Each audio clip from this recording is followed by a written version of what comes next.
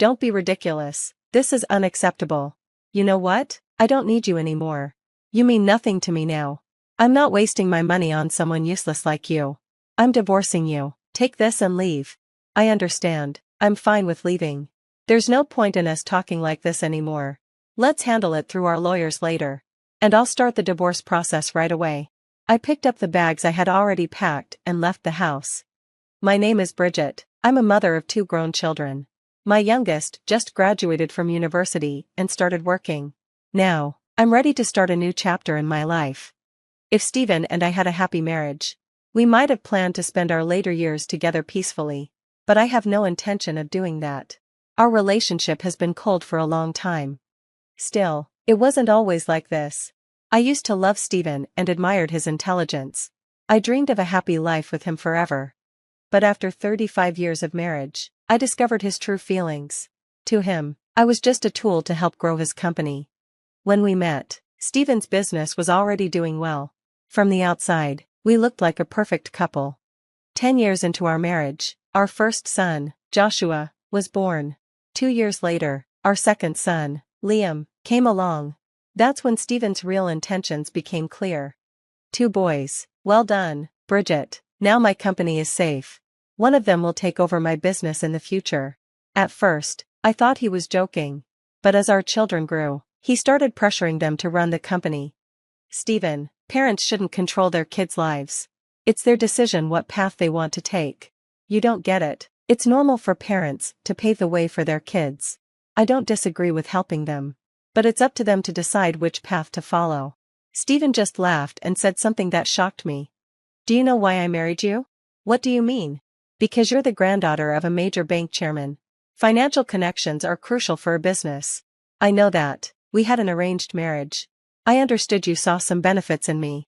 Not just that, you're the smartest woman I've ever met. I wanted good genes for my children.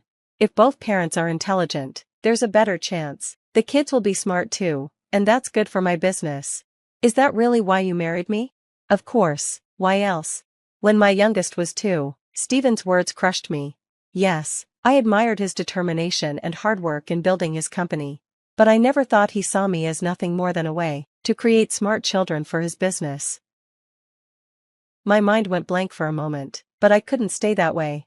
I had 2 children to raise, and I needed to make sure they grew into capable adults. From that day on, I worked hard for my kids. It wasn't easy, but my husband was right about one thing. Both of them were incredibly smart from a young age. Luckily, my husband and I had overlapping goals. He wanted to raise a brilliant successor for his company, and I wanted to focus on giving my children the best education possible. We had different reasons, but the same solution: spend money on education. To my husband, paying for their education was like making an investment. And it paid off. They became outstanding university students, just as he had hoped. One day, when Joshua, my eldest son, was in elementary school, he asked me, "Mom, do I have to work for Dad's company when I grow up?" "Joshua," I said, "it's your life. You should do what you want to do. As long as you live responsibly and don't harm others, Mommy will be happy with whatever career you choose. Remember, your life is yours, okay?" "Okay, then, Mommy, I'll tell you my secret. I want to be." Joshua had a dream even as a young boy, but he never shared it with his father. He was smart enough to know his dad wouldn't approve. In the end, Joshua followed his dream. He passed the bar exam after university and became a lawyer. Ironically, I was a lawyer too before I got married. And Joshua had always been curious about my work. Now, he runs his own law firm with a former classmate and stays very busy. When my husband found out, he was furious. "You never told me you were going to be a lawyer. Why didn't you join my company? Do you know how much money I've spent on you? Quit that law firm and come work for me." My husband couldn't understand our children's choices, because he never truly spent time with them. He only saw them as heirs to his business. But Joshua stood his ground. "Father, do you really want me to stop being a lawyer? If I do well as a lawyer, I might be able to help your company in the future. Right now, you spend a lot of money on legal counsel. If I become a better lawyer, I could support your company someday. Wouldn't that be better?" That response caught my husband off guard. His frustration faded, and he seemed to accept it for the moment. However, I know Joshua has no intention of joining his father's company. For now, though, my husband chose to believe that he might someday. I knew my husband was thinking about how my eldest son, Joshua, might help his company in the future. But there was another, more important reason for his confidence: our second son, Liam. Liam was different from Joshua, but just as talented in his own way. My husband believed Liam, who would graduate from university in 2 years, would be a perfect fit to join the company. Because of what happened with Joshua, my husband made sure to remind Liam that it was his duty to join the business. Liam said he understood, which seemed to put my husband at ease. Liam, however, has always been his own person. Even as a child, he had a strong and independent personality. In kindergarten, he didn't always join the other kids in their activities, he did what he liked. But that didn't mean he was difficult.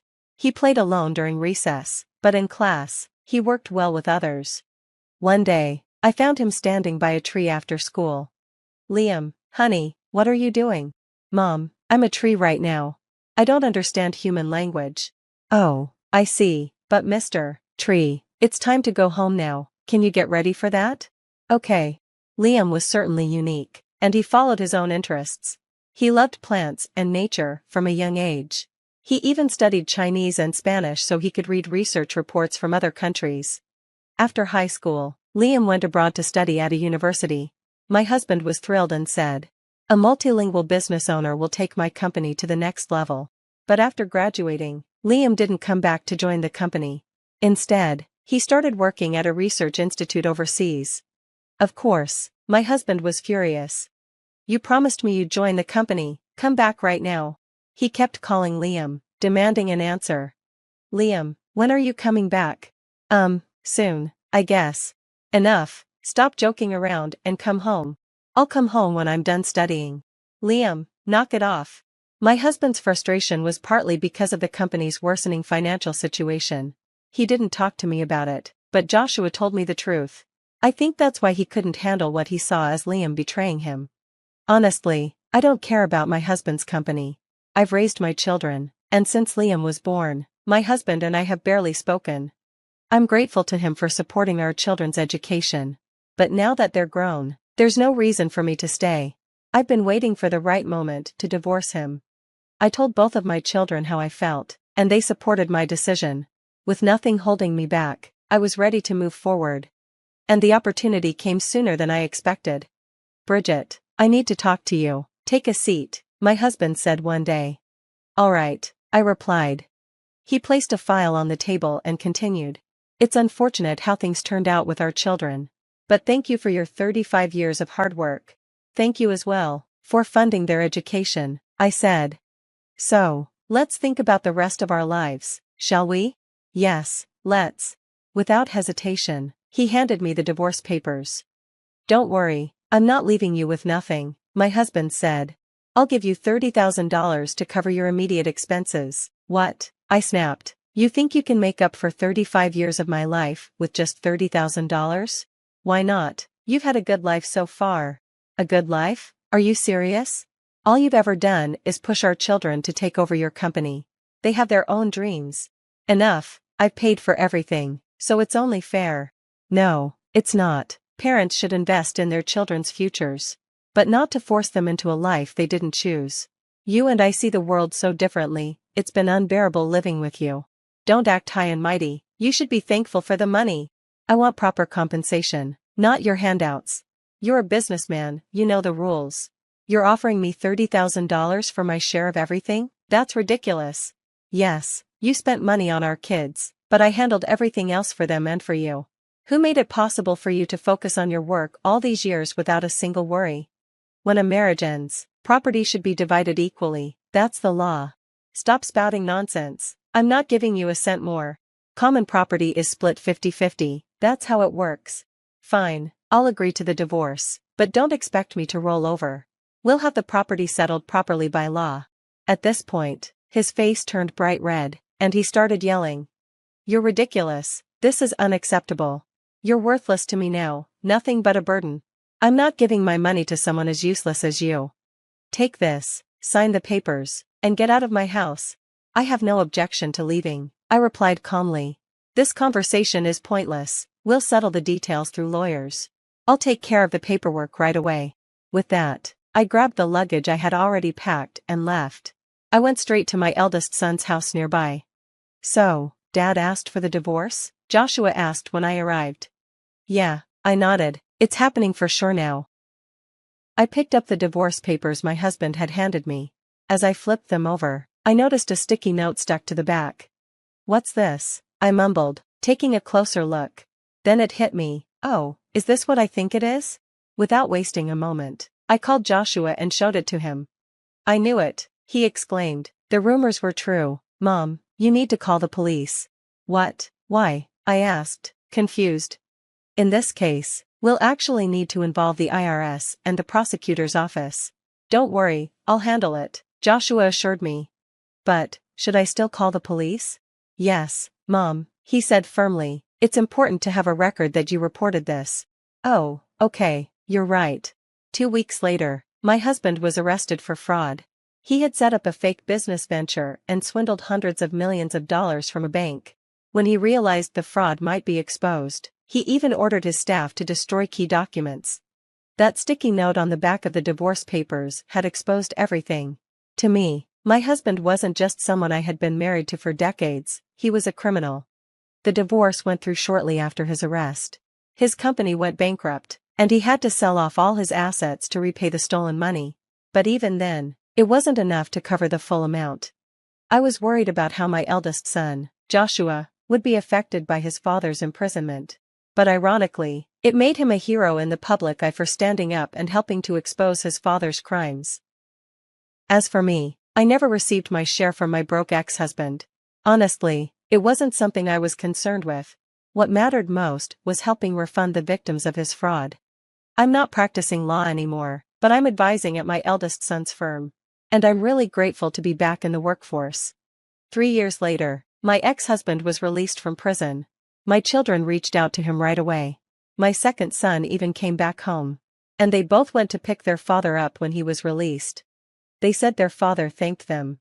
He surprisingly refused their help, though. I'm glad to hear that, in the end, he showed some fatherly care. I've heard he's working hard now to pay off his debts in his old age. My life and my ex-husband's will never cross paths again. I hope this whole experience helps him reflect on his life. Once, my ex-husband sent me a letter through my eldest son. But I chose not to read it. My eldest son insisted I should, as if he knew what it said. But I refused. I know he meant well, and I understand why he offered it. I'm sure the letter was an apology for our marriage. But I won't accept it. He'll feel better thinking he's apologized. But I'm not going to make it easy for him. This is my small act of revenge, a little price to pay for 35 years of my life. Now, I want to live the rest of my life peacefully and righteously. Thank you for watching until the end. If you enjoyed this story, please subscribe to our channel. See you in the next video.